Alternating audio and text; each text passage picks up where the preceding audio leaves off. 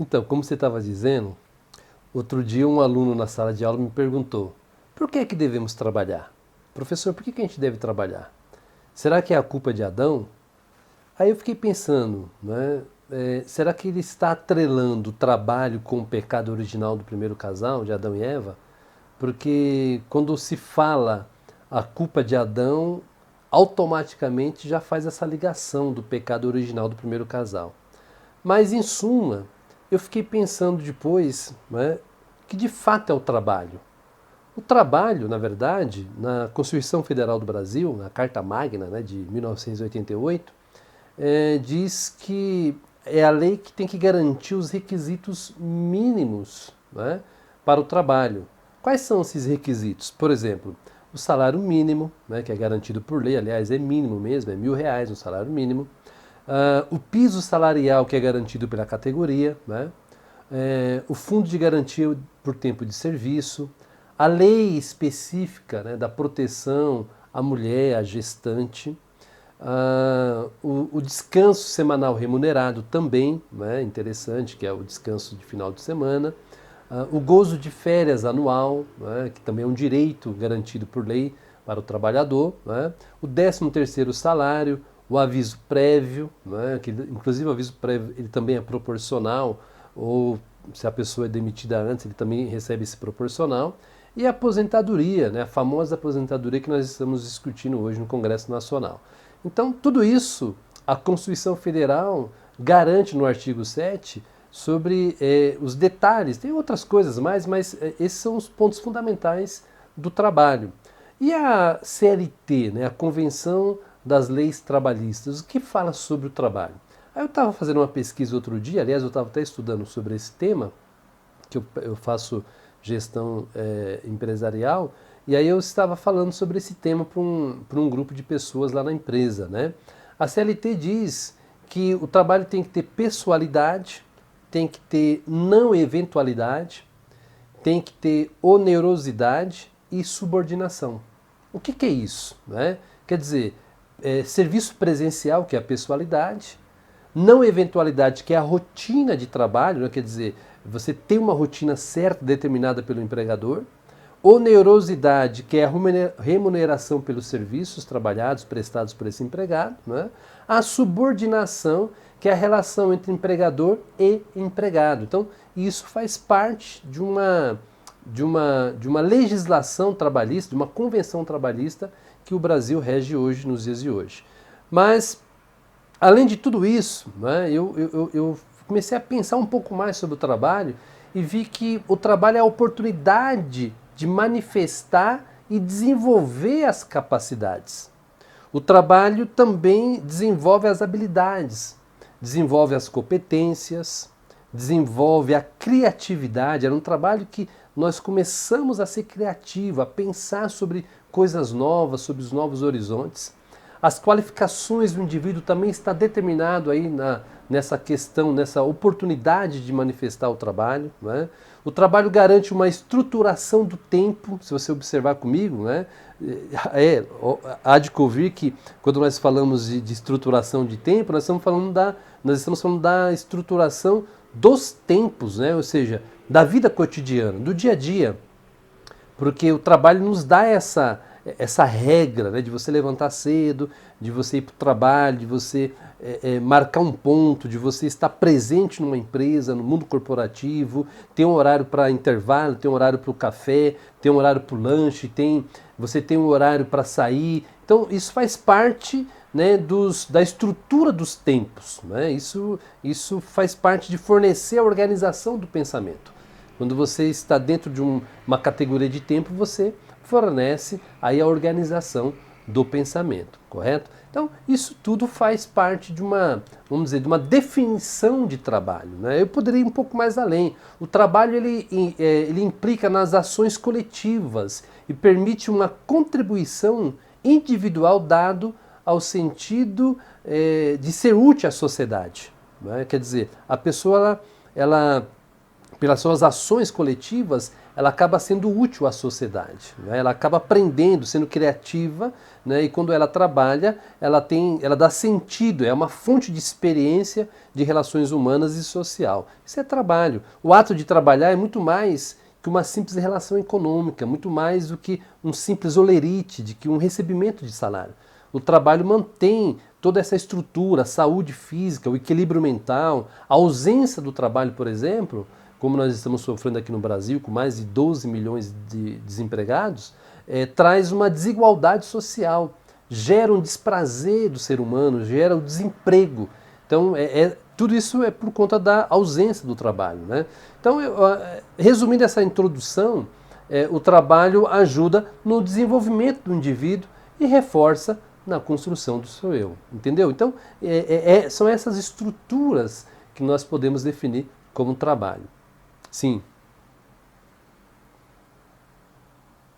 Uhum.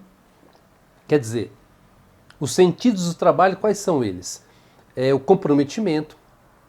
Quando eu falo de sentidos de trabalho, comprometimento, assiduidade, quer dizer, você tem que estar assíduo ali no local de trabalho. A coletividade, como eu falei há pouco, quer dizer, você tem as recreações dentro de um trabalho, dentro da empresa. A inclusão social, porque tem pessoas que são incluídas socialmente, né, ainda que seja introspecta demais ou introvertida, ela acaba sendo incluída. A descoberta de novos moldes, novos modelos da vida, né? O aprendizado mútuo, né? Por exemplo, o pessoal da área técnica, né? A expressão de cidadania, a fonte de prazer e realização também, com certeza, né? A atividade moralmente aceitável, quer dizer, quando você está dentro dessa... Isso é um sentido mais do que nunca mais vivo na sociedade, que é a atividade moralmente aceitável. Você pode ver que qualquer cidadão na rua que você encontra, se você, por exemplo, no caso de um policial, quando para uma pessoa, quando para alguém para fazer uma vistoria, alguma coisa assim, a primeira coisa que essa pessoa responde, se ele é um cidadão, um trabalhador, ele vai dizer: eu sou trabalhador. Né? Quer dizer, você vê que moralmente falando é aceitável quando a pessoa diz, coloca na frente, na sua apresentação, essa questão de ser trabalhador. Então as relações humanas, a liberdade, tudo isso enobrece o homem, enriquece esse departamento chamado trabalho. Tudo exatamente. Outra coisa importante, eu acho que o trabalho vai mais além do que isso, muito mais do que isso. Né? Então agora eu quero entrar nessa parte que eu falei aqui na introdução, aqui nos bastidores. O trabalho ele vai muito mais além do que isso. Né? Ele é um mandado cultural de Deus. Veja, é um mandado de Deus. Por quê? Porque antes das instituições ter sido construída ou instituída mesmo, vamos falar assim, né, um silogismo de palavras, mas antes das instituições chamado casamento, matrimônio, antes da existência da mulher, da existência do pecado, antes da instituição chamado sexo, dinheiro, salário ou remuneração, né, antes de tudo isso veio o trabalho. Interessante, né? Se você olhar nas primeiras páginas da Bíblia, você vai perceber que antes da entrada do pecado no mundo, lá pelo capítulo 3 de Gênesis, Adão fazia o que antes do Gênesis 3? Trabalhava. Olha que coisa curiosa. Ele trabalhava. Quer dizer, Deus deu o trabalho para o homem e essa foi a primeira coisa que Deus deu ao homem, antes de qualquer coisa. Por quê? Porque Deus deu o seu próprio exemplo, porque ele mesmo trabalhou 6 dias e descansou no 7º. Veja que o DSR, né, o descanso semanal remunerado, já foi instituído pelo próprio Deus. Ou seja, ele trabalha 6 dias e descansa no 7º. Que coisa interessante isso, né? É a famosa expressão latina homo faber, quer dizer, homem que trabalha. O homem foi feito para trabalhar. O homem foi feito para o trabalho. Ele foi inserido para o trabalho, né? Quer dizer, nos primeiros versículos da Bíblia, nós já observamos isso. O Filho de Deus, por exemplo, Jesus, trabalhou 30 anos antes de começar o seu ministério. Olha que coisa curiosa, né? E olha que o ministério dele durou só 3 anos. Na verdade, é um décimo do tempo de trabalho dele. Né? É um dos 10 mandamentos da Bíblia do trabalho. Né? Se você olhar lá no capítulo 20 de Êxodo, segundo livro da Bíblia, no versículo 9, você vai perceber que o quarto mandamento é bem claro, bem explícito. É bem explícito. O mandamento diz assim: 6 dias trabalharás, não é isso? E neles farás os teus ou os seus trabalhos, as suas obras, né? Para que o sétimo você descanse. Então, interessante que a Bíblia começa já com essa introdução. Aliás, se você olhar no Gênesis capítulo 1, né, bem no capítulo 1, no versículo 1, primeiro versículo da Bíblia, você vai ver aí um protótipo de alguém, de um ser superior, eterno, divino, já trabalhando. Deus criou os céus e a terra, começa o texto da Bíblia, o texto sagrado. Deus criou os céus e a terra. Você já vê um personagem chamado Deus, Elohim, já trabalhando nos primeiros versículos da Bíblia. Então, o trabalho, Deus quis inserir o homem na terra, mas de uma forma completa, porque o trabalho completo, o trabalho preenche, o trabalho realiza o homem. O homem, por sua vez, era realizado através do trabalho.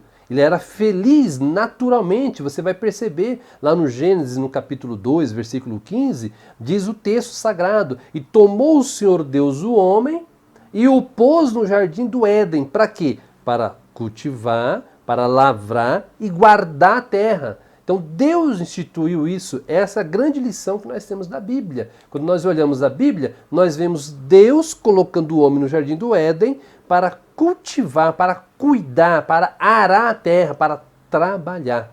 E olha que tem gente hoje que não quer trabalhar, quer ganhar dinheiro sem trabalhar. Essa é uma das colocações, até que no início você colocou aqui.